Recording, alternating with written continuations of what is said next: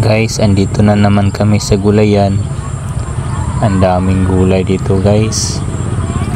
Siyempre kasama ko yung namin, chief cook.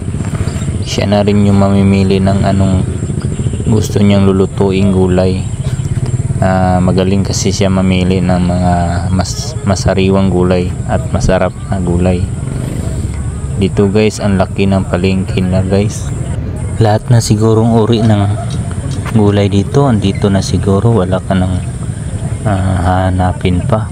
Tingnan nyo, may yung mga lamas, mga pipino, mga patong, talong, andito na lahat guys. Wala ka nang hahanapin dito na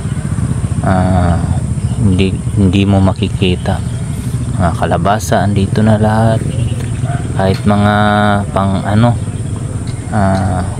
lamas guys, nandito na lahat guys. Ang laki dito ng nila guys, yung palengke. Andyan pa sa loob guys, hindi na kami pumasok kasi ang masyadong masikip na doon guys, pero mas marami ka pang mapipilian doon. Dito lang kami, kahit na siguro mas mura doon sa loob.